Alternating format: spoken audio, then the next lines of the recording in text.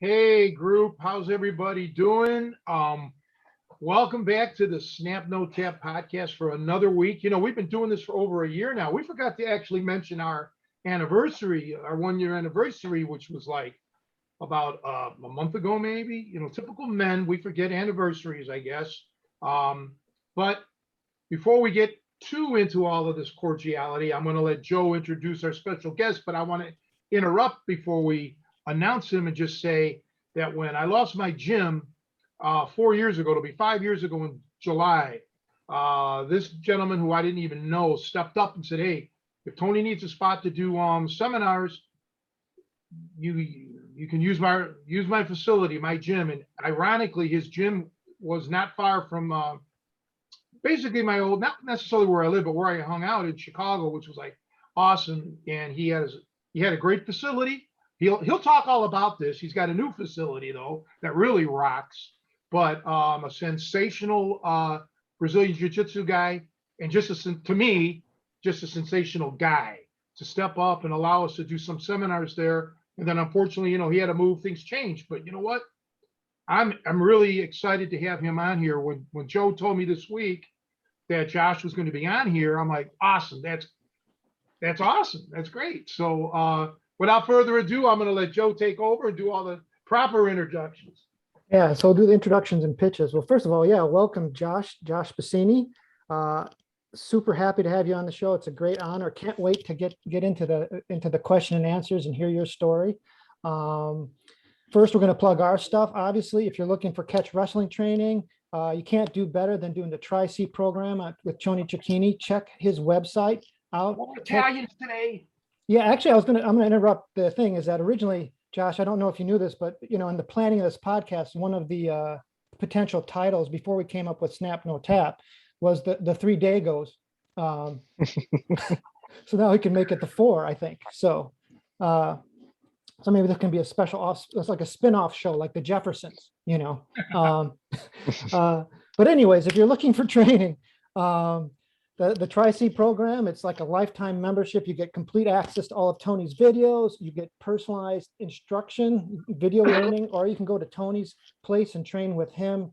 Really, for bang for your buck, it's really the best for Tony. It's the best for you as a student. You can't beat it, honestly. It's a great deal while it lasts. So jump on that. Highly recommended. For those of you who cannot, you know, either buy videos or buy training at that level just yet, the thing you can do in the interim is join our membership program. We have 2 levels. One is just a thank you membership, kind of showing your support for Tony's teaching and the content we provide for free, you know, every week here on the podcast and on our YouTube channel. There's a second level, a $10 level. That gives you access to additional instructional videos that have not been released yet. This is stuff that we are filming independently and releasing to members of that program. So anyways, those are our things. But we'd also, you know, like, you know, our guest here, who's been a big help to us, Josh. Josh, tell us about your school. Where is it at, and what can people do to join up? We're in the north part of Chicago, Jefferson Park area. We're right off of Milwaukee. And yeah, I mean, the best thing, if somebody's interested in what we do there, it's definitely not your traditional Brazilian Jiu-Jitsu school, because we have such a diverse mix of I guess we'll call them techniques or skill sets or attributes. But yeah, they can just come by and check us out. You know, we have a website. It's 10thplanetchicago.com, and just about everything can be found there. And then they can reach out to us and then, you know, get on the mats. When are you there? What are your hours, days, hours, and stuff? So we're there basically from Monday, Wednesday, and Friday, we teach a wrestling class that starts at 6. And then we have Brazilian Jiu-Jitsu, or what we would, I guess we call it no-gi grappling. It's hard for me to necessarily call it 100% Brazilian Jiu-Jitsu because it's not your traditional Jiu-Jitsu. So we have that Monday through Friday at 7. And then we have a leg lock specific class. We call it Leg Lock Club at noon on Saturdays. And then we focus predominantly on, leg entanglements and all that fun stuff. So Good. Yeah, I can vouch people that I don't know his new facility. I haven't been there. I know the area because it's not far from where it used to be. But he ran a tight ship there, nice and clean. That's a big thing, especially this was all pre-COVID. But that I've always mentioned that wrestlers in particular, we're always clean about ourselves, or at least we hope we are. Because you don't want to get ringworm or anything else like that, right? Ringworm's no good, this and that. When you're in like close contact, you want to be clean. So his facility was always spotless. And I would assume now I would have no reason to think anything different. So I'm actually excited. Right now, I'm not able to get out from here where I'm at, but if that ever changes, I'd like to take a ride down there and see your new place. yeah, it's about 3 times the size of the old place. Wow. So unfortunately, the the cleaning process every single day is about an hour at the end of the night. So that's the blessing and the curse of having such a large facility is the cleanup takes forever. But it's better to do that than, like you said, catch mat funk. I've been fortunate over the over 30 years I've been on the mats between wrestling and MMA and jiu-jitsu. I've only had a handful of occurrences, with ringworm and that were from, and most of them came back in the day from high school. So I've been very, very fortunate. And I think the cleaning protocols and all the fun stuff that we do definitely keeps everybody safe and training, and because nobody wants to take any time off, especially for something silly like ringworm or something like that. So, about 20 years ago, I had a rash on my side, and it got pretty bad. I'm like, oh my! I said, man, you got to be kidding me! I got ringworm. So I went to the doctor, and she's like, no, you don't have ringworm. I says, well, what do I have? She goes, you have shingles. I'm like, oh man, shingles, because I had chickenpox as a kid. But ironically, I didn't have that great pain that everybody talks about when they have shingles. Like you can't even touch it. Mine wasn't that bad, honestly. My pain wasn't like over the top. But yeah, that was the first thing I thought of, man. I caught ringworm somehow. And like you said you caught it in high school. I thought I caught it at the college. I thought I got it at Triton College. But nope, turned out it wasn't. So The best skin condition I ever had, since we're talking about that, was I had an allergic reaction to, I think penicillin. Like I found out, but it had built up in my body and broke out. I had hives all over my body. I looked like a toxic Avenger. Boy, whew, that was as far as things you don't want to have happen to you, man. It was like to head to toe, itch and bad news. So what about you, Nico? You had any bad rashes? Can you hear me? Yeah. yeah, we don't have Nico's video today for some reason. So Yeah, it's not working right now. The worst thing I ever had was MRSA. I had it on my arm, Oh shit. and That's serious stuff. I thought it was a spider bite because sometimes a spider bite will swell up, and I kept training and stuff, and I was taping it up, and then it just kept getting bigger and bigger. Then it almost looked like there was a baseball under my arm, and then finally I was like, I gotta get this checked out because it didn't feel right, and yeah, it was MRSA. Wow. That stuff's serious, man. Isn't that the flesh-eating virus or whatever? Or either way, It's basically like a huge boil. I mean, it gets infected and it starts eating away in the tissue, and it was filled with pus. So it's kind of disgusting, actually. But well, I'm not going to. It can be bad. Sure. You just wrecked all that for me. So this is a public service announcement out there. Make sure your mats are clean, because there's a lot of things that you can catch from them for sure. Well, I'm allergic to penicillin, but I guess when I was a little infant, it almost killed me. But I got to tell you, I was going through this phase. This was in around 2006, 2007, 2005, that span, where I was allergic to everything. I couldn't eat chicken, any kind of chicken, right? Whole chicken, fried chicken, whole food, antibiotic free, and a whole bunch of other stuff. So my fiance at the time, it's late at night.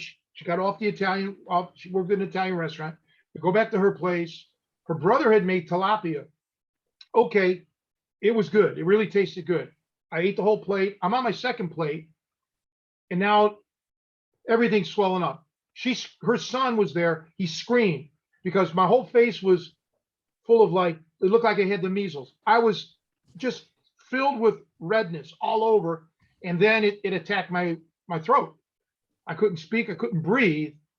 She had some liquid Benadryl for her son. She tried to get that down my throat, right? I couldn't swallow it. Well, we knew that this was critical. We couldn't wait for 911. She gets me in the car, gets me to the emergency room, and they rushed me right in. They didn't even ask for hospitals, insurance forms or anything. They got me right into the damn emergency room there. I would have died. I mean, I had stopped breathing. I couldn't breathe.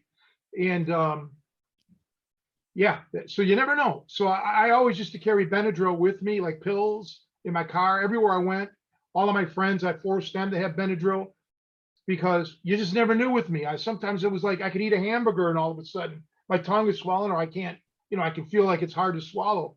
It's just weird. What's the thing with those food allergies, man? Because you never know how they prepare it. So you don't know what your food's touching, And yeah, people can die from that. They keep those EpiPens on them if you're really hyper allergic to it. So you have to because yeah, you can't swallow medicine necessarily. Well, my doctor, my internist, didn't think that I had a traditional food allergy. Okay. She thought it had something to do with my stomach. And I don't know if it was an endocrinologist or something she wanted me to go to see.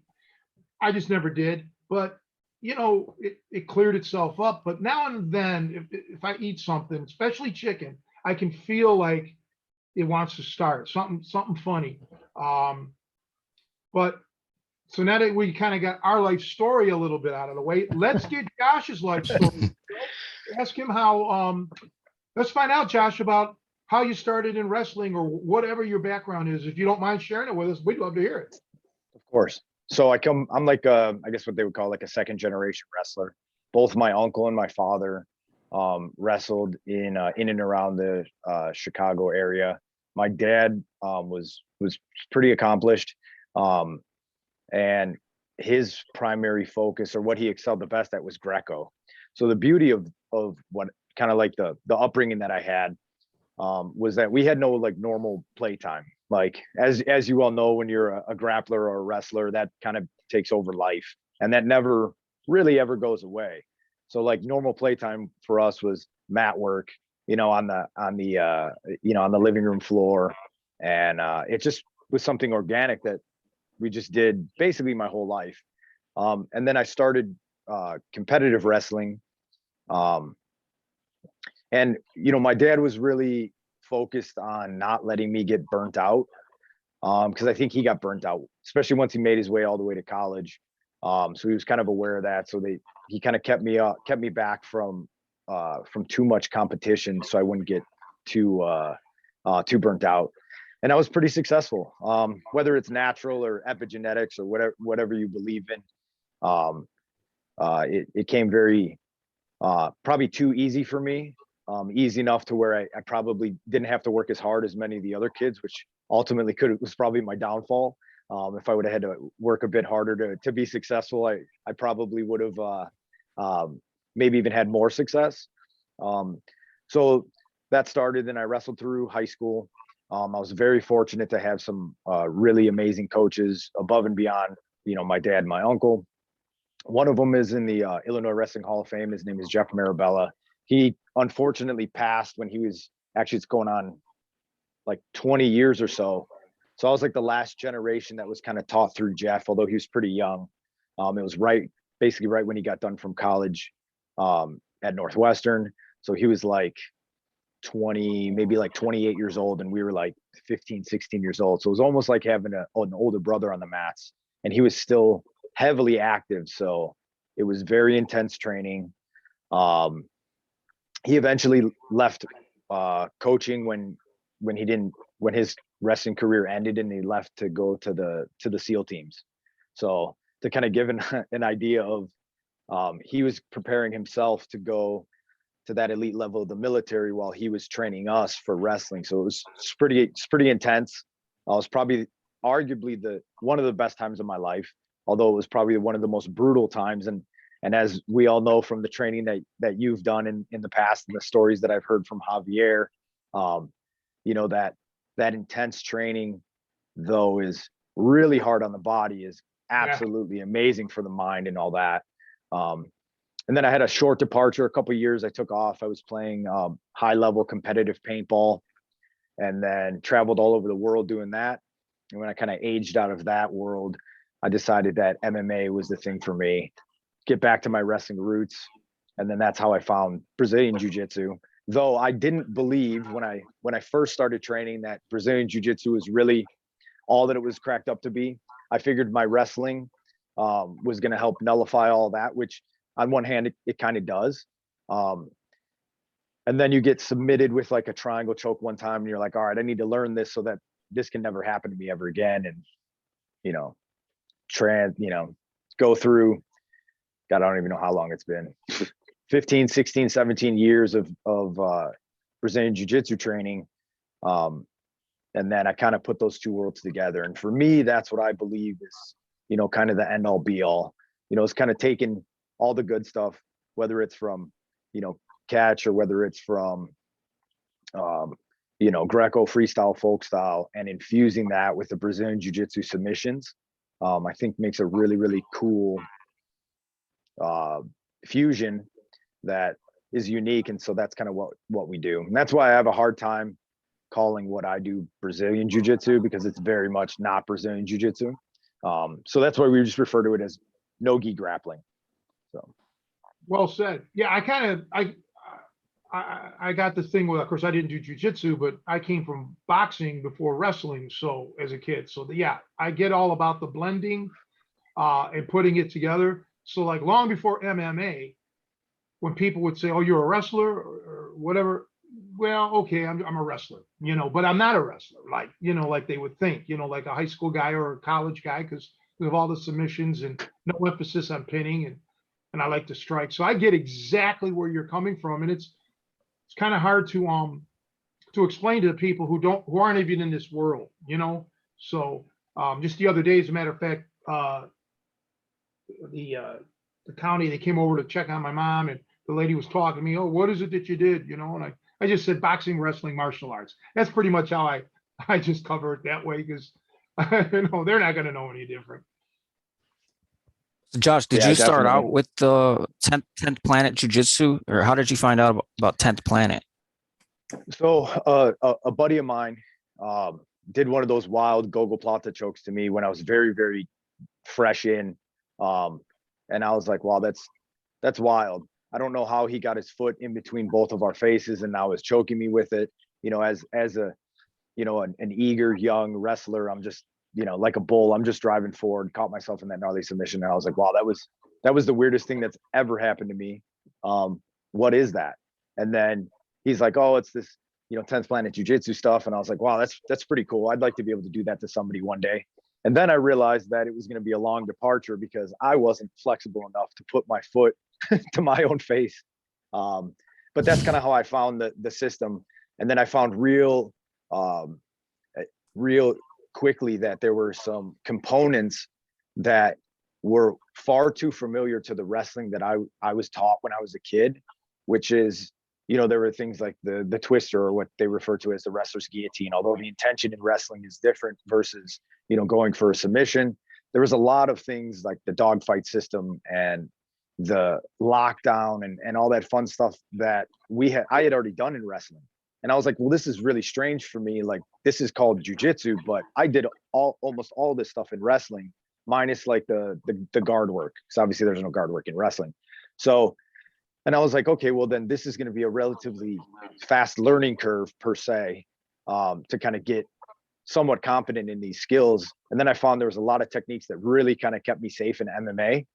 And then I was like, okay, well then I'm gonna kind of dive deep into this, you know, the open-minded thought, you know, process. You know, my coach Eddie has never told me that I'm not allowed to learn anything or not allowed to do anything.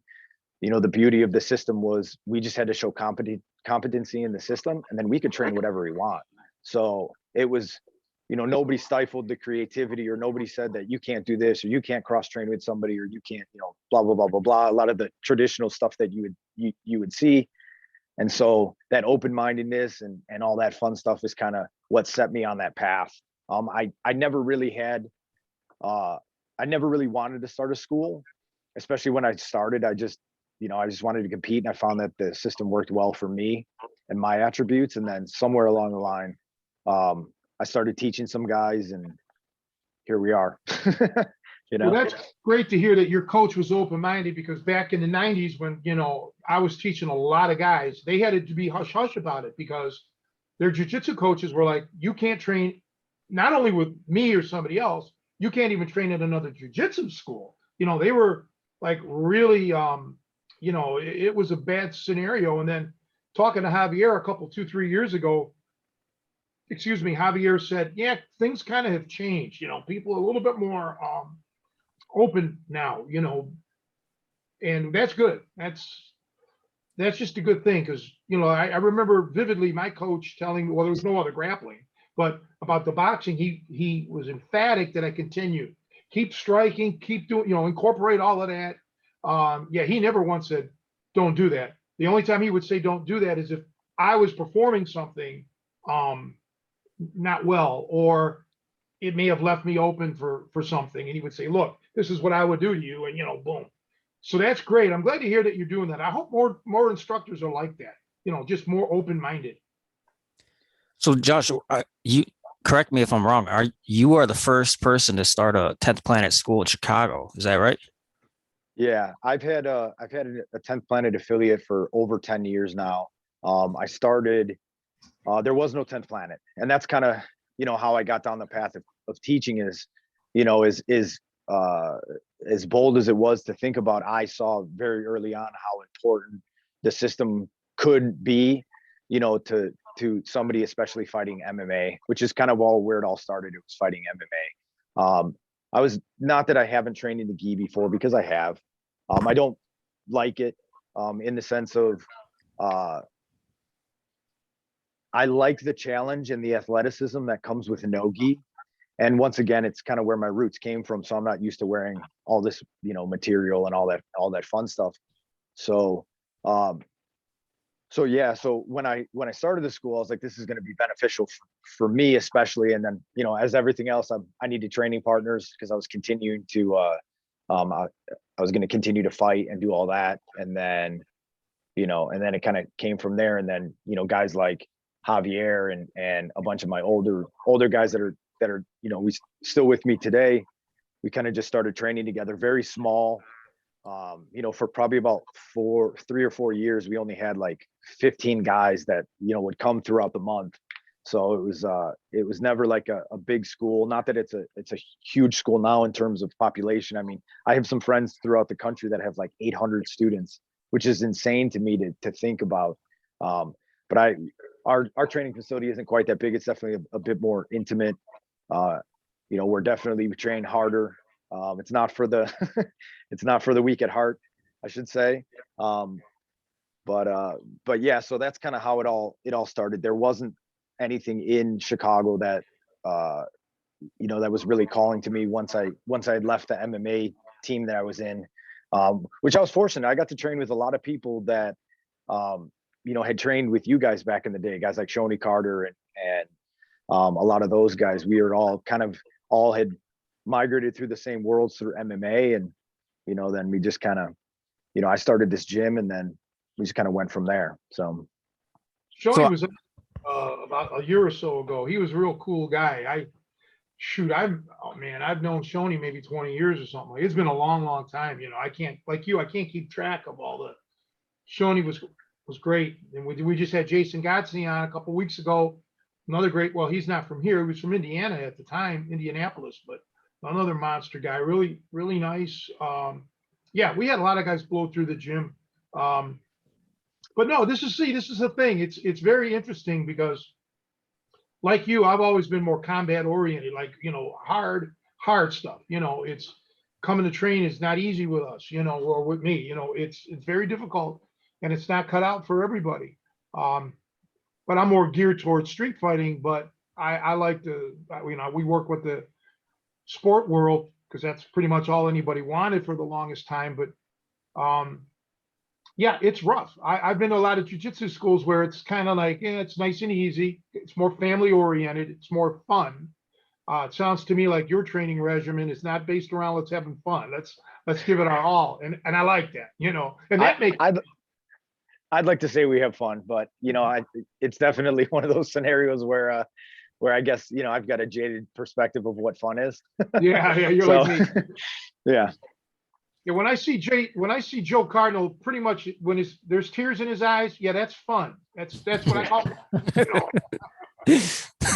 But yeah, it's a shame that Nico's camera isn't on. But when the first time I met Nico, I didn't know what to expect. You don't know what to expect. I learned through the years to like when people are emailing me, they'll kind of give me like a resume or like a background history, which is fine. But most of the time, it's not really accurate. Nico was really nice, because he was one of these guys that also had a wrestling background, and he did a little jujitsu and was looking for the more aggressive, because I guess the school that. Well, Nico, maybe you can discuss that, your thing. About how I met you or how I started training with you. Not so much about me, but just why the different styles of jujitsu schools that you've been through. Oh, well, I trained primarily in more of MMA type schools. So there was a lot of emphasis on no gi, which that's what I liked, and that's why I was kind of attracted to the catch wrestling, because transitioning from wrestling to the catch wrestling submissions is, everything is just, it just flows really easily, which, going to gi jujitsu is more unnatural to me. So yeah, I like the approach that you have. And but I was just wondering, so Josh, you came up in 10th Planet Jiu-Jitsu and your coach was basically in California, right? So how did you guys develop the system? Were you doing like videos and learning through videos or Zoom or something like this, or was it just flying out there? How did that work out? It was a combination of a lot of things, especially back in the day. We didn't, it wasn't quite as easily accessible although the internet was around. It obviously, as we all know, it certainly wasn't what it was. So I basically had to reach out to Eddie and pester him. I found out later on that was kind of like his litmus test to see how bad somebody wanted to really kind of get into the system, especially in more of like a remote fashion. Because I was based in Chicago. I've always been based in the Chicagoland area, and headquarters is in Los Angeles. So I had to spend, especially in the beginnings of the system, it took me about a year and a half to get my about a year and a half to get my affiliate approved through Eddie. So it was a lot of travel, a lot of training remotely. The closest, we call them moons, the closest affiliate was 8 hours away. So I basically leave work on Friday night and drive basically overnight to get there in the morning for like a Saturday class and then take a private lesson. So, so that's kind of how it started.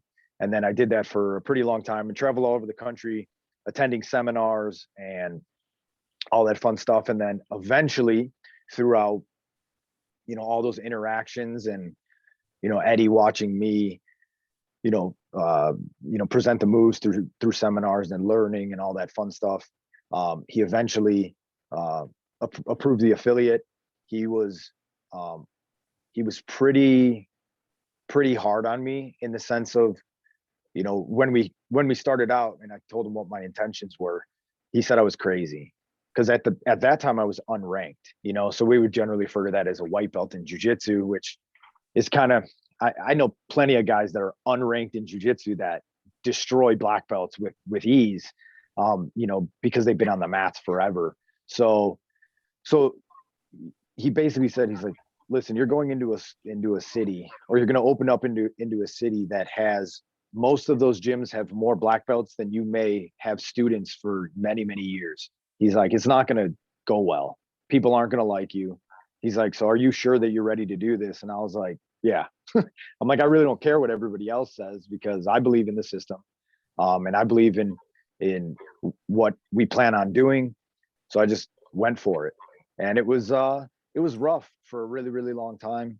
And then eventually I found a bunch of like-minded guys, and here we are today. The majority of those original guys are still training with us today. So we're doing something right. So Very good.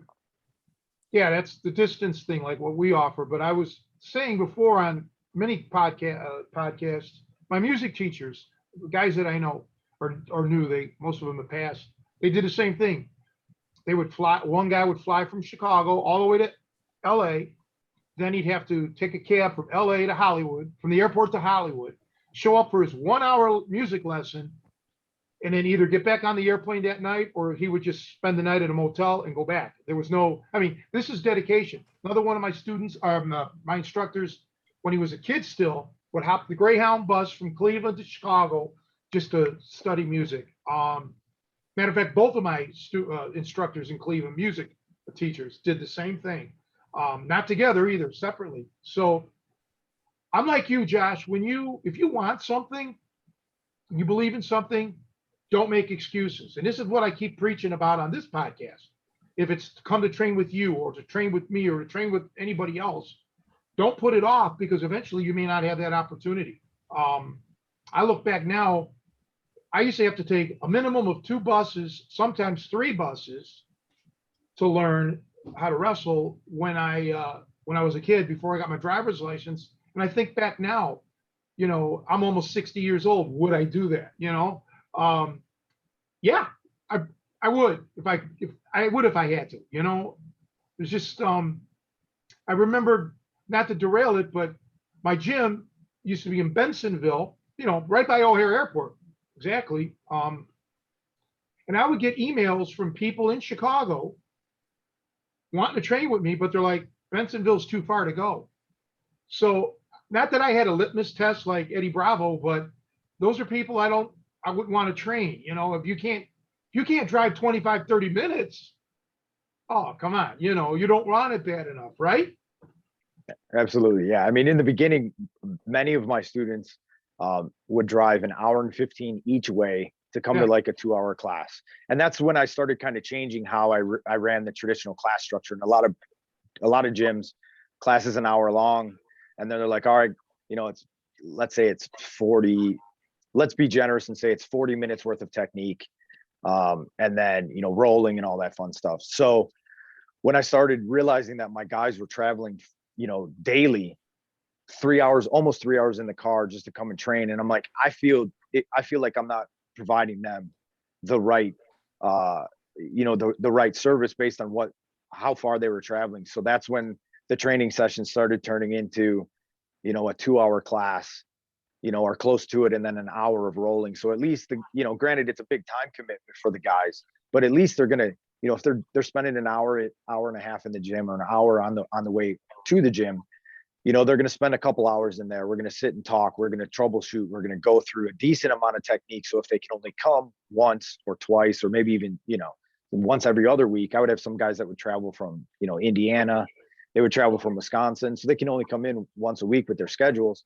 So I wanted to make sure that it made sense to them, and they were going to get enough technique to then go back home and then work on it. Or, I'd let them video. A lot of times people get weirded out about video and stuff. I let all my students take videos of what we're going over throughout the week. So that way, if they can't come in, they can grab their girlfriend, their buddy, whatever it is, if they're distance learning, and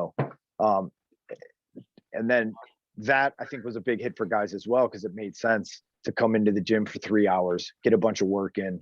We got some fitness equipment at the gym as well, so they would knock that out and, kind of go from there. So, well, you care. See, that's the thing. You're one of these conscientious guys, or coaches, or however you want to get labeled, that actually give a damn. And sadly, there's just there's the other end of the spectrum too. I'll say this because I was given the permission to say this. One of my music teachers, he passed away a lot of years ago. Sammy Capero, he lived in Barrington. He's a Chicago guy, but he was the guy that would fly from Chicago to LA, and then cab it over to Hollywood to study with a legendary, not only a jazz accordionist, jazz musician, but an innovator. His name was Tommy Gamina. He made polytone amplifiers. Okay, he had an electronic mind, but when both of these guys are still alive, Sammy Capero told me that if I ever ran into Tommy Gamina, you could tell him that Sammy Capero says to shove it all up his ass because Tommy Gamina wouldn't. It was 1 hour on the clock, shook his hand and said goodnight. Now, hey, let's stop for a drink. Let's go get something to eat, or I mean, the dude flew in, and this is in this probably like the 80s or something. You know how much an airplane ticket was from Chicago to LA back then, round trip? So yeah, and then he had a couple other things to say, but the biggest thing was he wouldn't even spend any, like even 5 minutes of social time with the guy. That's just tragic. I never met Tommy Gamina. I saw him in concert. Okay, I said hello to the guy. That's the extent of it. But it's weird because Tommy Gamina was from Milwaukee, so he's from this area.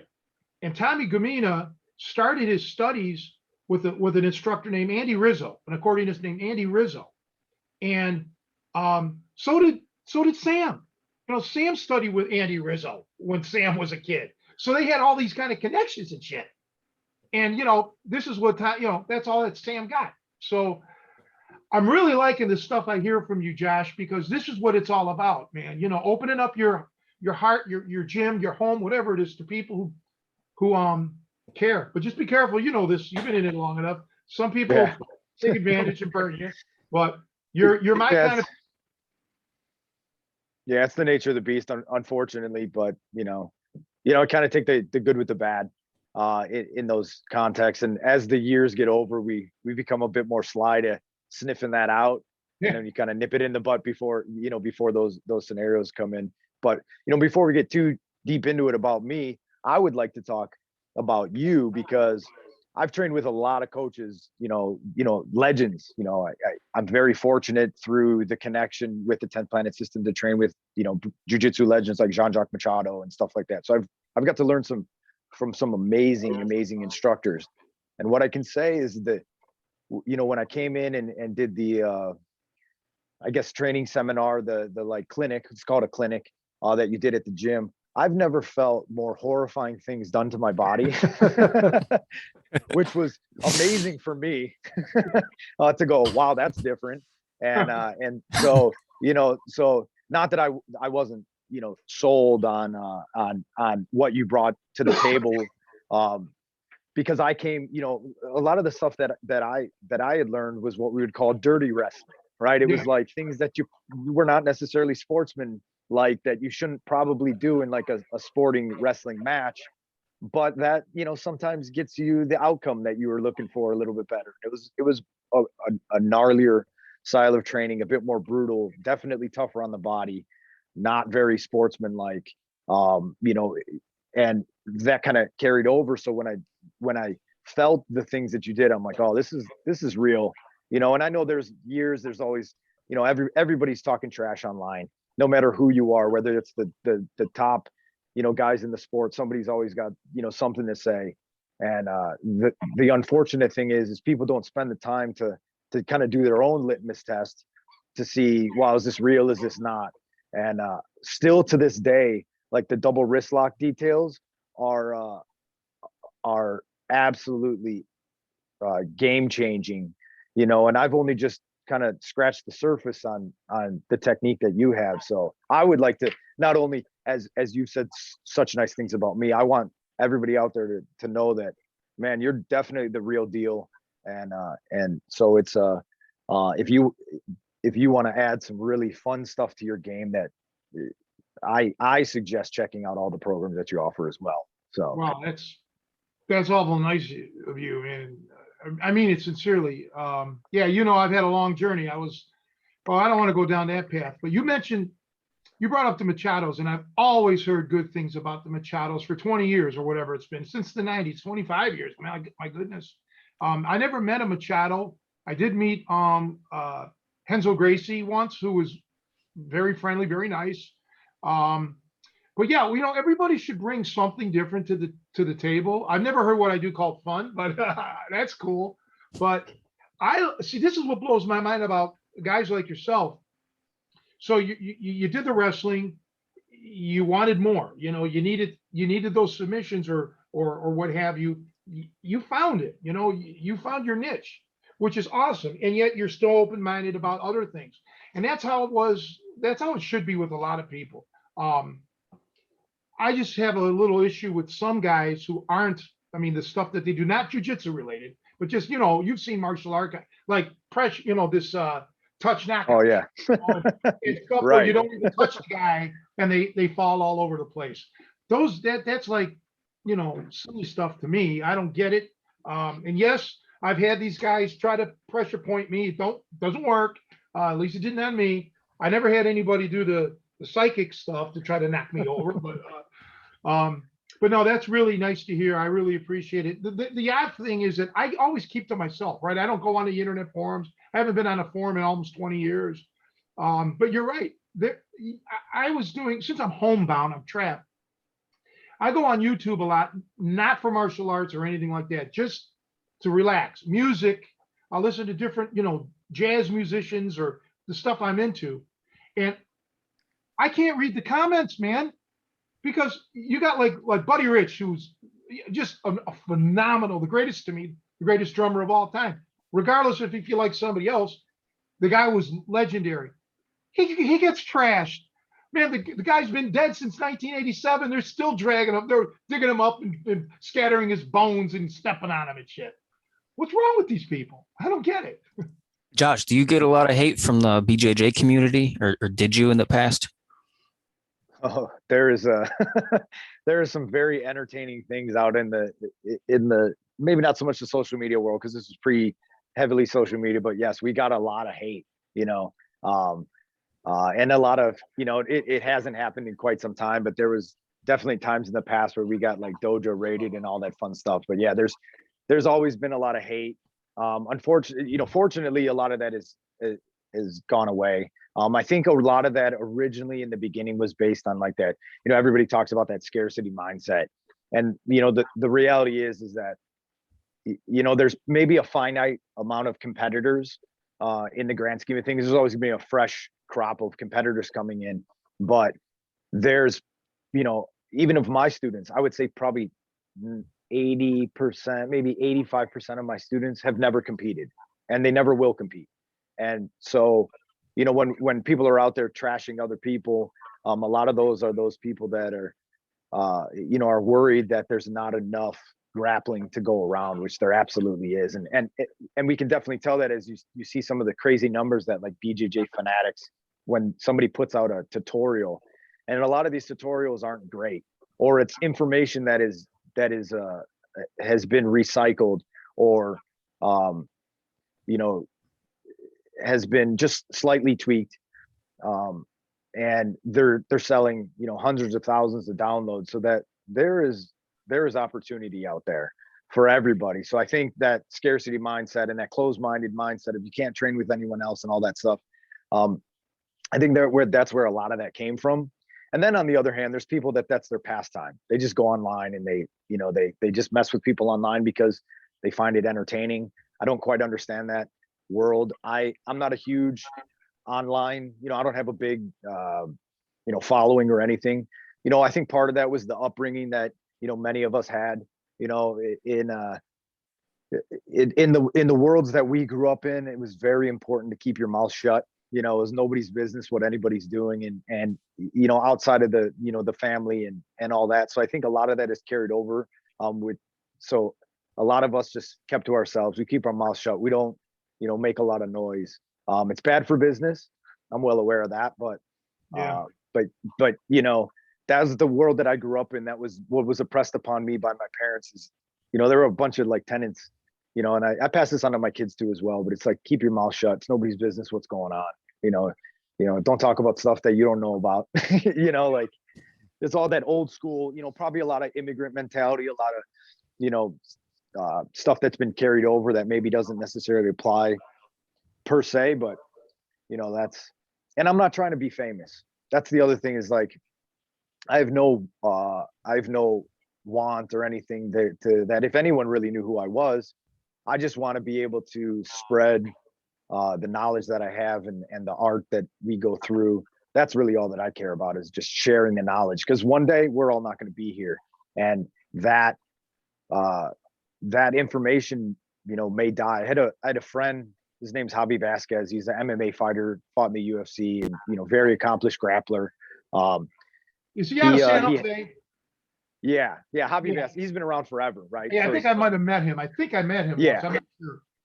Very possible. He fought, back in the days. Javier Showtime Vasquez. He wrestled and college wrestler and all that. An amazing grappler, and he had a health scare. And then he realized he's got to put like all that stuff that's in his head, and he's got to put it down on paper. So he's been in the process for many years, creating like almost like not really an encyclopedia, but more like a college workbook of all of his grappling, discoveries and all that fun stuff. So yeah, it's like, that's all I'm looking to do, is share what's in my brain, and get out there and have a good time, stay on the mats, stay healthy, and keep this ball rolling. So, well, that stay healthy part, that's the most important, and that's sometimes the most elusive, especially. Yeah. I want to piggyback off of this a minute, because I don't think I've ever mentioned this before. I'm going to throw out some numbers here, some dates, so people can kind of keep this in a frame of mind. So I started studying jazz accordion when I was 21, 1985, with a guy in Cleveland named Ronnie Moon. He blew my mind. I mean, just wow. Oh man, jazz on the accordion. I can't believe this. Blah, blah, blah, blah, blah. I worshiped the guy. Okay. I mean, I did. He was like a father to me. And I studied and studied and studied. So I don't know, about a year, this guy named Jerry Sigler, who was originally from Cleveland, but had moved to Chicago. This is the guy I mentioned earlier today, that at 16 years old was taking a bus to study in Chicago. He ends up living in Chicago. Well, he comes back to visit. And Ronnie's like, we're all meeting up at this place called Yerman's. Joe, you were there in Cleveland with me at Yerman's. That's where, with the nice female bartender and everything. So Ronnie says, bring your accordion. You're going to listen to Jerry Sigler. He's the best in the country. You'll never hear anybody better than him. Well, I had one of those moments that I've only had like 3 times in my life. When I heard Jerry play, it changed my life. Okay. Kind of like you, Josh, where you had to go to LA and study.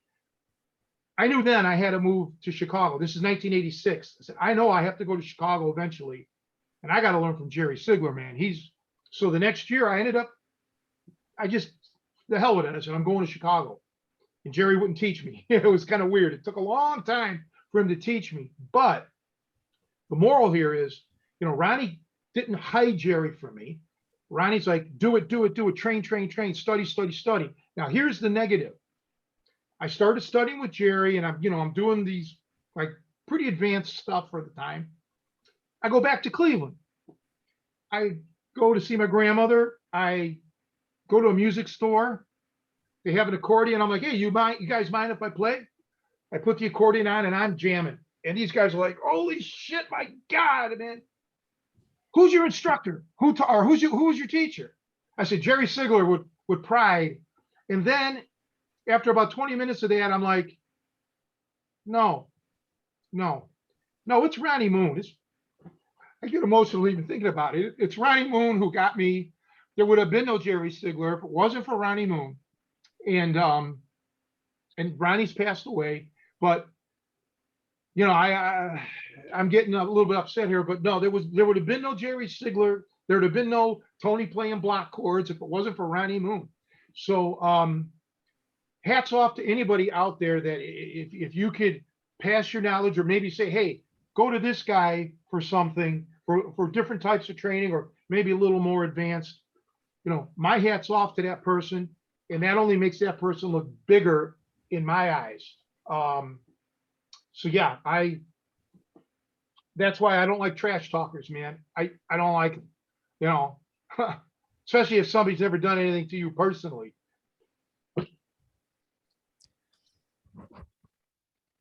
Well, the cool So thing Josh, is do you, like, do you guys still keep go the, ahead. I was just wondering if you keep the same format as doing the 2 hour, long training sessions, or if you shortened it down now that it's, easily commuted by most of the students. No, we pretty much kept a similar type of schedule, though we tweaked some things because of, COVID. We had to, shut the gym down like every other business, and then as we opened it back up, lost a lot of members, and then it just didn't make sense. We would have beginners classes and advanced classes and all that fun stuff, and then when we reopened everything back up, I basically said, listen, we're just going to do one class. We're going to have a mixed skill set of guys. And I said, because we're going to kind of combine those two classes, we were able to extend, the times to back. So like our beginner class used to be like an hour long. We just focus on technique. Most of the people were very, very green. So, having them roll, at least for a little bit, would have been counterintuitive to them. Because they didn't even know how to move their body. And that was the real big thing, is, getting these guys to just move on the mats safely, to keep themselves safe, and kind of learning a bunch of things to then kind of release them into the wild with the advanced guys. But then when COVID went away, I just said, you know what, we're going to do one big class. So the class is like an hour and a half or so, hour and a half, hour 15 of technique. Sometimes we go a little bit longer. Sometimes there's something that I really want to get out to the guys that's cohesive to what the path we're working. Cause I don't teach, moves per se. I'll teach a technique flow, where we're kind of moving from position to position to position, and hitting submissions on the way, or transitions, and like isolation holds and all that fun stuff. So then it really just made sense to keep it, kind of get back to where we used to be. And so the classes are about an hour and a half to an hour, 45 minutes worth of technique. And then after that, and sometimes, we sprinkle in drilling and all that fun stuff. And then we'll roll for after class for about an hour. And those will vary from, 6-minute intervals with like a 30-second break in between. As high as, if some guys are getting ready for certain competitions where they're going to compete, is, we're like going to have a 10-minute match. So then we'll do 10-minute matches. And then sometimes we don't even turn the thing on. We just go at it, and it could be like a half-hour long match. And then I'll just yell out, all right, find a new partner. And then, you just find somebody new. So, but it's a heavy emphasis on practical application of what we've learned, and then a heavy emphasis on technique as well. And so, yeah, the classes usually end up being at minimum 2.5 hours, but a lot of times they're like 3 hours. Sometimes, sometimes we're there late at night. It turns into like a 4-hour training session. That's nice that you Yeah. have the flexibility that you can do that. I know some people, not necessarily martial artists, but like well, let's call it the fitness world, Pilates or yoga instructors, and they basically rent space. So like, if their class is an hour, it's an hour. You can't make it a 2-3 hour thing. So that's nice that you're in the you own the joint. So you can do that. There's two schools out this way, about 15 minutes from where I live. They're just martial arts school. They're not grapplers or anything like that. It's pretty much just kids. They're only open for like 2 hours, like three nights a week or something like that. It's not like a full-time school, but so obviously the instructors have day jobs or something. But I sometimes wonder, why don't they rent these? Why don't they rent the space out to like a yoga instructor or Pilates or something like that? Aerobics. I don't know. Sometimes they do, sometimes I have like a morning yoga class, or a lot of times, the business of like, especially traditional martial arts, if we're talking karate or taekwondo, I mean, those schools have it dialed in from that 4 to 12-year-old window of, that's the students that they want. And it's a couple hours a day. And if they'll have hundreds and hundreds of kids. And, so these instructors are a lot of times the revenue stream is so high that they don't, it's not even a big deal. They're not looking for, I've heard stories. I've had some students that were professional traditional martial arts instructors. They basically did it for the paycheck, and they would laughingly joke and say, "Oh, I'm teaching kids how to fake fight, and then I'll sprinkle in some grappling in there, so just in case they get taken down." But the schools would be making, 20, 30, $40,000 a month running classes in a very short window, teaching, let's be honest, good for discipline and, all that fun stuff. But, a 4 to a 12-year-old, it's going to be tough to go up against, even a seasoned boxer, that, let's say, a 14-year-old seasoned boxer, that's been getting hit.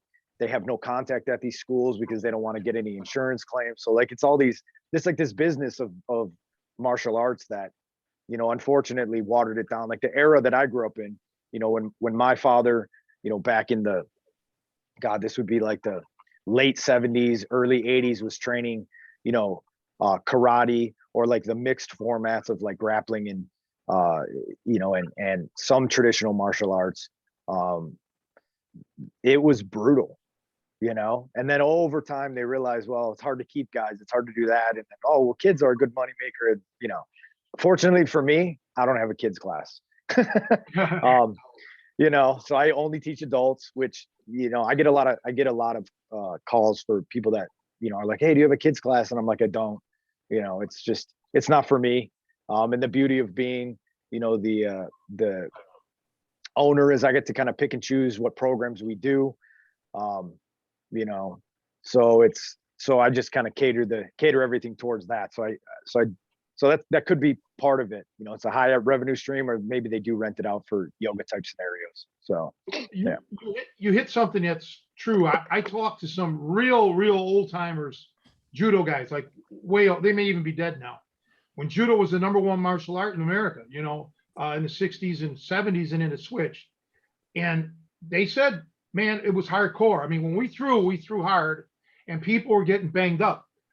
They were getting hurt, they were getting injured, and they're like, man, we couldn't keep these people as adults because, they had to go to work the next day. If they're all banged up or they got a black eye or something like boxing, you can't do that.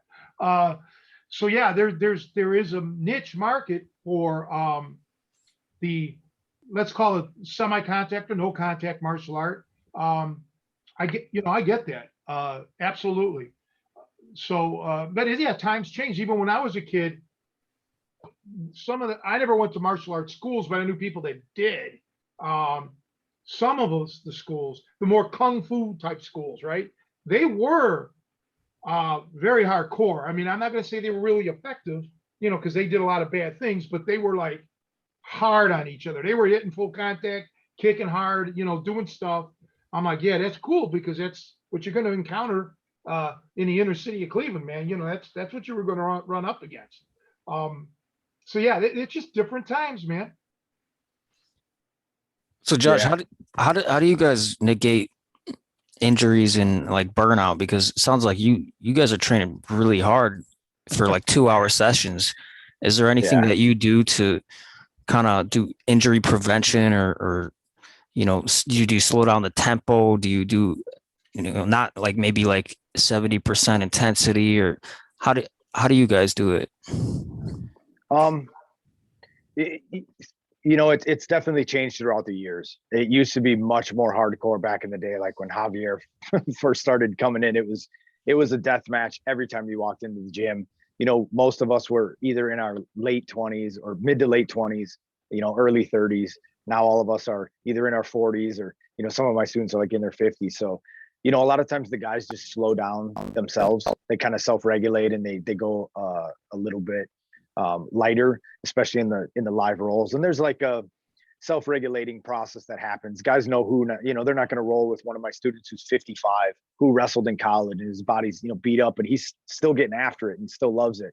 So we slow it down when we're going with, guys like that. But then when even still today, when I'm going with like my 20-year-old, animals that are, 6'1", 6'2", 195 pounds shredded.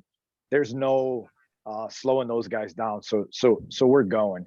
The biggest thing is I think over the years, especially the seasoned guys have learned to keep themselves safe in those scenarios. And the control-based principles that I preach so much really helps mitigate a lot of the craziness that happens, because we're just not letting our opponent do what they want to do, and they're just kind of along for the ride, and kind of they're like a spectator in the things that we're doing is the goal. But we ramp up like the technique drilling portion, or the technique portion is very compliant, so that a lot of it is, the majority of the students that are always going to be there are going to be relatively new guys. So we're having them work slow. We're teaching them how to learn their body. We're getting them into the positions with, not tons of resistance, but just enough resistance to be able to get the right reaction that they need to do the move. And then drilling time, we ramp it up. And then rolling time, we don't really, we don't really slow it down. We're going hard. Now, it's never as hard as it is in competition or an MMA fight, because the adrenaline component isn't quite there. It's just not as amped up as much. So you're not going 130%, but you can get pretty close, 90%, and with the knowledge that they have, the guys know when to tap, when they're really in danger, and the guys push it, and sometimes an injury can happen. But it's few and far between. With that strong knowledge base, they know when they're in danger and when they're not, and some people train for different things. I know guys that just come and do technique, and maybe you'll get a light roll every once in a while, a lot of the older guys, but they're just kind of learning the art, and they're, kind of seeing, which is, better than nothing. But, but on one hand, they're missing out on a really gnarly component if they ever have to use this stuff out in the streets. In class, I'll reference this, all the time. Like, all right, in this world, you're going to see this, and this, in MMA, this is going to be something that you're going to see in, sport jujitsu. You're not going to see this, right? I'm not going to be mounted, on top of somebody and pull out a knife in a sport jujitsu match. You may see that on the street. You're definitely not going to see that in MMA. So I always reference to the guys like what world we're in. I've got some police officers that, they're going to have to access their weapons or tasers. So we'll address all those things and kind of say, okay, this is what you're going to see. Here's this scenario is not going to be like, I'll teach like a gogoplata, let's say. I'm like, you're never going to do this on the street. It's just not going to happen. I don't advocate jumping guard. You're not going to jump guard on the street where someone can just fall on top of you and slam your head off the concrete. So it's like those scenarios, we'll reference all that and make sure the guys keep themselves safe at the end of the day, because nobody's going to, your training partners don't want to hurt you, because I learned something from my mom as coming up with as what effectively would be a poor kid, although we didn't realize we were poor at the time. But when we look back as adults, we can recognize, okay, that was not a normal lifestyle, growing up in bad neighborhoods, and which is just normal to us. It's just what we did. But I couldn't go to the store and get a new toy. So my mom used to say, if you break your toys, you've got nothing to play with. And that really stuck in my head. And I impress upon that with the guys, and kind of like a funny, light way to look at it is not that your students are your toys, but it's like, listen, if nobody comes to the gym because everybody's messed up, nobody's there to train. So, we go hard, we keep each other safe. And then only weird random things happen. Like I've broken my toe teaching a technique. I almost blew out my Achilles walking to the timer one time. It was the most ridiculous thing ever. Nobody was around me. I'm just walking over to the timer to set the timer, and I fall over, and the guys are like, "What just happened?" I'm like, "I don't know what the hell happened to my Achilles." I had to sit there. The guys had to help me up. It was the most ridiculous thing that had ever happened. Nobody around, no injury, no previous injury, no nothing. Where I was walking on a sprained ankle and it went out. It was nothing, and it just and I was messed up for a month. Didn't even make any sense to me. So weird shit happens all the time, in those contexts, but we definitely try to keep each other safe so that we can go hard. Most of the guys don't train 6 days a week. Guys like Javier and myself and a couple of the other guys probably have an unhealthy addiction to this stuff in the sense of our bodies take the brunt of us needing to get our grappling fix. So, but yeah, 6 days a week, gets tough, but we just try to keep ourselves safe, keep our opponents safe. Cause once again, I want to be at the gym the next day and the next day and the next day, to keep going. You do anything for recovery to keep yourself recovering better? Yeah, I actively stretch. Obviously, there's a big component in the 10th Planet system that requires a fair amount of flexibility. Although throughout the years, we figured out ways to adjust body position and change angles and stuff like that to where you don't have to rely on ridiculous flexibility like what you see online. But yeah, there's definitely strength training components. I don't, do your traditional bodybuilding type workouts. I do a lot with kettlebells. I do a lot with like big sandbags or like Bulgarian bags. I guess it would be the cadence that I work out in would be considered more towards like a strongman type of thing, bigger, heavier compound lifts, where you're activating most of your body, which in my opinion translates, pretty decently over to the grappling arts, and using like sandbag stones and stuff like that, and just taking the volume down. As I get older, the volume of it's just too much strain on the joints and the tendonitis and all that stuff. So I do a bit more low volume, higher weight type of scenarios. And then I'll do like movement and mobility drills just to keep loose and kind of counteract what we're doing in the gym. And then I go get like chiropractic treatments and stuff like that, just because I got a lot of compression injuries from high velocity throws back when I was younger in wrestling, and that's kind of carried through to my adult life. So I get regular body work done so I can stay on the mats, and that when I was younger I didn't spend as much time doing that, although I should have. And then now as I get older, I put a little bit more emphasis on the recovery. I don't really do well with rest. Like I said, I train 6 days a week. I'm on the mats every just about every training session. And I don't sleep very well. I've never really slept well. So I'm up all, I only get a few hours worth of sleep a night. So that's probably the biggest component, but, and then I listen to my body. That's the other thing too. That I've learned as I'm older is like, if I got something that's going on, if I got like a tweaked ankle or, like I got a broken toe or something like that, I really just do things to not let anybody get anywhere near that. And then just, keep myself safe and just listen to the body as much as I don't want to. I just want to go 1,000% every single day. I had, I forgot who said this. It was somebody said it wasn't me, but they said when they return their body, when their time is done, they want them to throw this body in a junkyard. They're not going to be able to reuse this. And I kind of want to live my life in that fashion too. Is, I don't necessarily want,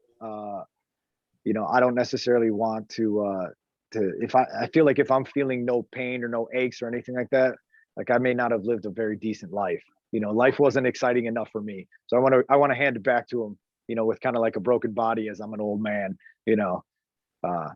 kind of like, my great grandfather, was a semi-professional soccer player back in the old country. And then, they came over, they were coal miners, and, these were hard people. And, he went, they would go and play soccer every weekend, but it was really, they were there to fight. So that, all that, and street fighting and all those years of all that, getting all that, that aggression out, that I feel like is ingrained in all of our DNA. When you're an old man, you don't really need to be, doing much. Like I want to be like him. A tree fell on him and broke his hip, and he was, bedridden, so not quite that far, but like sitting in the rocking chair. Maybe I'll need some help to walk around. But I can sit back and reminisce on the stories, with the grandkids and all that stuff, all the crazy stuff that Grandpa used to do. That's kind of how I want to end the story. Yeah, I used to tell my ex-wife, I want to be the world's strongest couch potato when I get older. Yeah. That's what I want. Yeah, no, it's interesting because I got a few years on you, and I get those freak injuries, and that's the biggest thing. The injuries, they take a while to well, sometimes they never heal properly, but I wouldn't trade. And I know by listening to you, you would never trade anything you've ever done. You would never say I would not do it. I'm the same way. I would do it all over again. I really would. I don't have any regrets about that.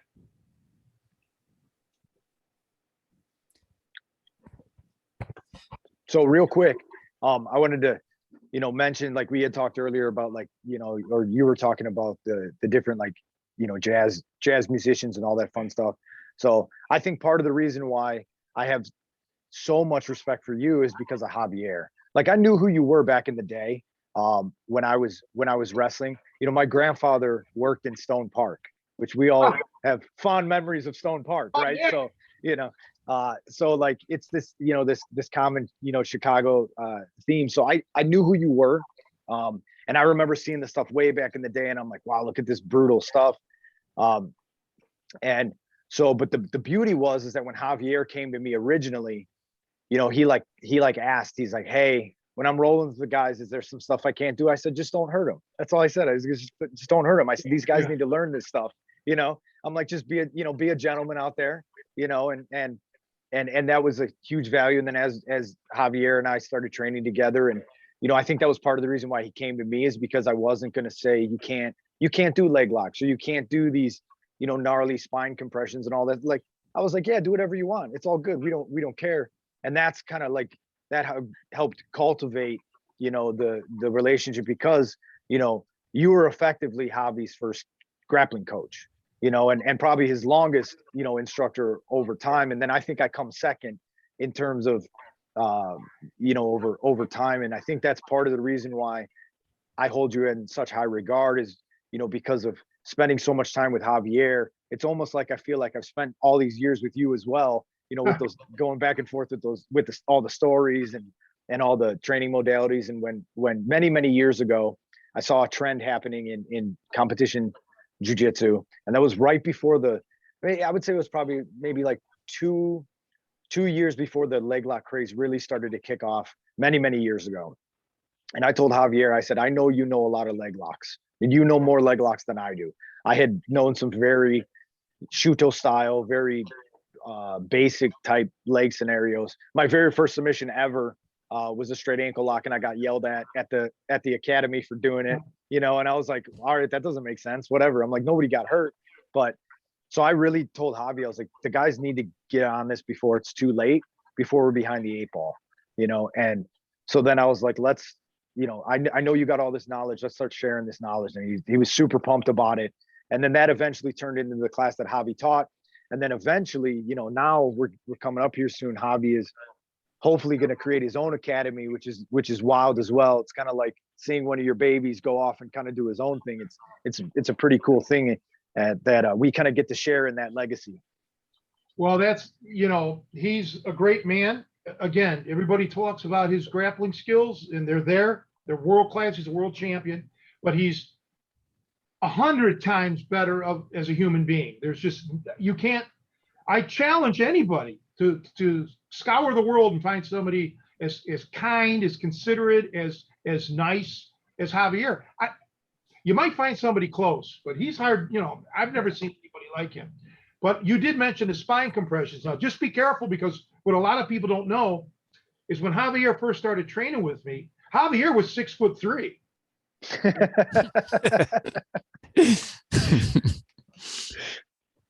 No, he's just awesome. A great guy, man. I just want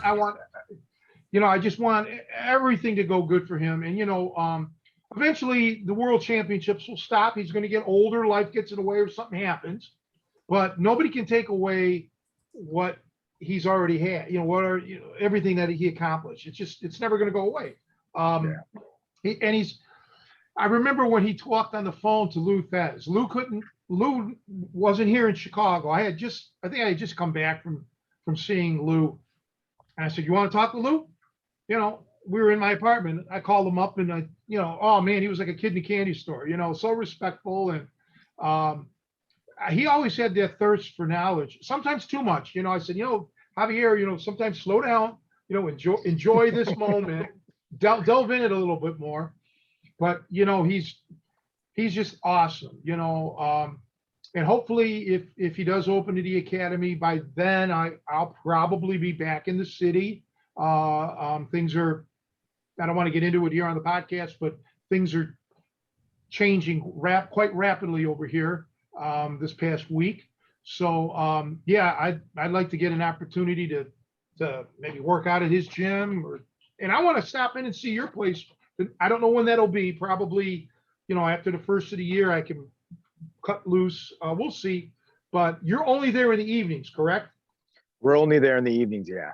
So Yeah. and at least for now, with for throughout the whole pandemic, I was like a stay-at-home dad, teacher, all that fun stuff, which worked out well. That I was only teaching classes in the evening, so I could hang out with the kids and do all that fun stuff during the day.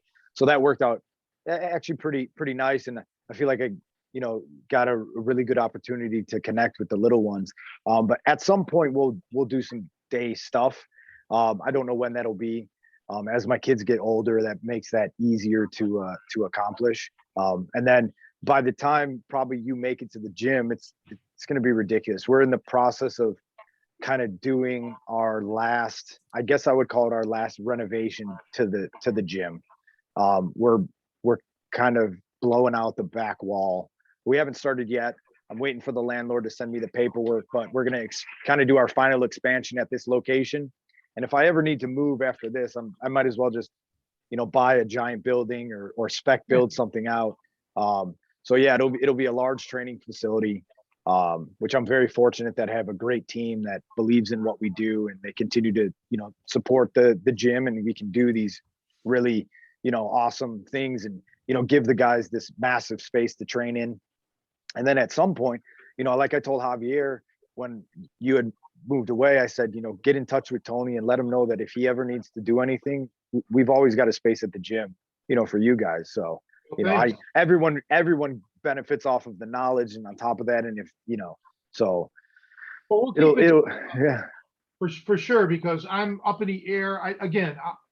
When we log off, don't hang up. We'll talk. I'll kind of give you a fill in, but no, you've always been kind and generous. We have a lot in common. You said your family was coal miners. My dad and his father, my grandfather on my dad's side, were both coal miners. It's wild. It's weird. My dad was a sectional foreman for 28 years. The cancer got to him. The cancer got to his father, my grandfather, from being, black lung for him.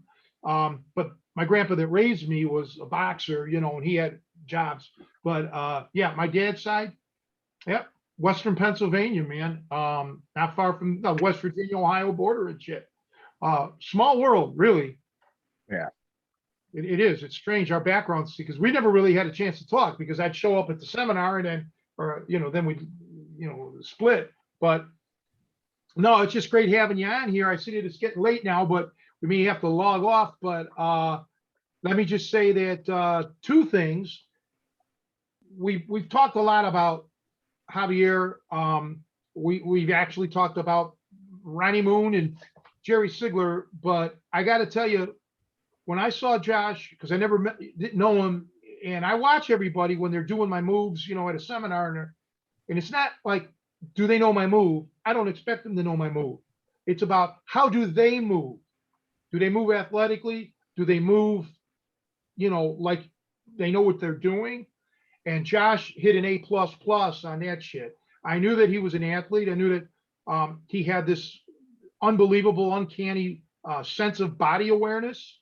I don't expect, like I say, anybody to automatically pick up on a move that they've never seen before or haven't spent much time. That's not what I look at. I look at how does this guy move? How does he keep his hands up or whatever, all the little details. So I can tell just by that, and how you were receptive to learning techniques.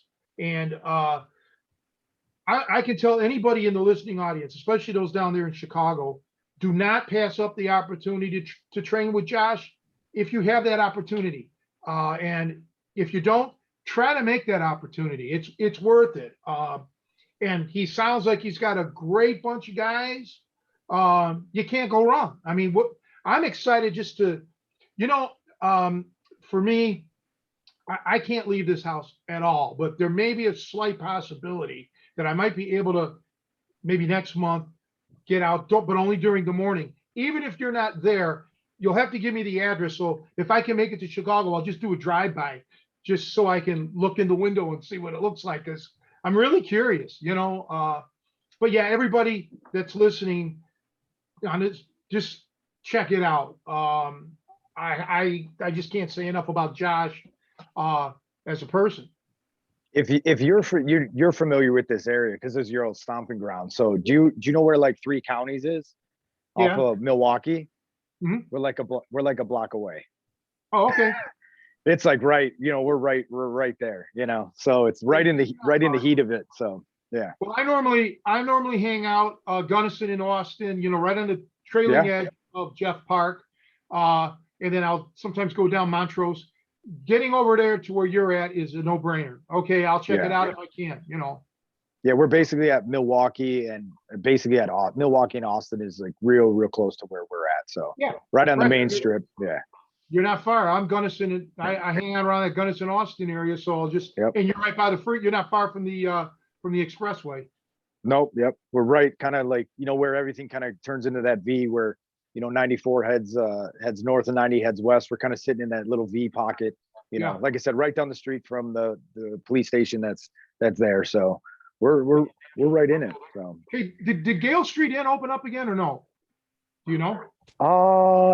I don't know, to be honest with you. I haven't heard anything. I know a lot of the boys used to hang out there. They go and sometimes get into some mischief but a lot of times they would head out. I'm not sure if it's open or not since through the pandemic. So much of Chicago has been, and much like all the other cities has been hit really hard with that. So a lot of these places hopefully will open back up. I know a couple there's like a little bar across the street and then one down the street that have been open. I think some of them never shut down, it's good for them, go through the back door, whatever, which is good for them at least, these mom and pop businesses, kind of keeping everything going. So it's good for them. But yeah, we're right in that mix. So. Well, again, it was a pleasure having you on, and we'd be honored if you can come back again, and or if you have something coming up, an event or whatever, and you can't make it on the podcast, give myself or give Joe, actually, it's easier to deal with him. Give Joe that information and we'll certainly give a shout out. And yeah, maybe one of these days, maybe all of us, Nico as well, if he's around, we'll go out and we'll get some pasta, man. It'll have to be when I'm not competing. Yeah. Well, I used to go to Sabatino's all the time, and they shut that down. That's gone. So I go to La Villa, La Scarola. There's a place called Ignatz that I have. That's on South Oakley, though, 26th. I haven't been there in many, many years, but mainly it's Ignatz. It's La Villa because it's easy. It's right by the freeway, and La Scarola is awesome, but you really need to have reservations to get in there. But right, or you got to know someone. Well, I know Joey Mondelli, the owner, but and Bobby Dominic right next door that owns. Yeah. He actually owns the building. But anyway, Joe, why don't you log on and say our goodbyes. I want to again thank Josh, and thanks everybody out there for listening in. And Nico and Joe, take it away. Yeah, thanks for coming, Josh. It's been I've been looking forward to talking with you for a long time, and I always wanted to go check out the 10th Planet gym. So maybe we'll head over there sometime. You guys are always welcome, and once again, thank you guys for the kind words. And this was definitely a privilege and an honor for me. So yeah, I'm excited to do it again, and definitely excited to get some pasta at some point. Then we'll go from there. Yeah. What do you think of that? I'm all for it, man. I'm all about the pasta, man. And this is a great show. Thanks again for coming on. And I hope we have you back. And everybody out there, definitely check out Josh's school. It's more than worth it. So awesome. Great show, guys. All right, guys. So we'll see everybody next week. Bye-bye. Thank you.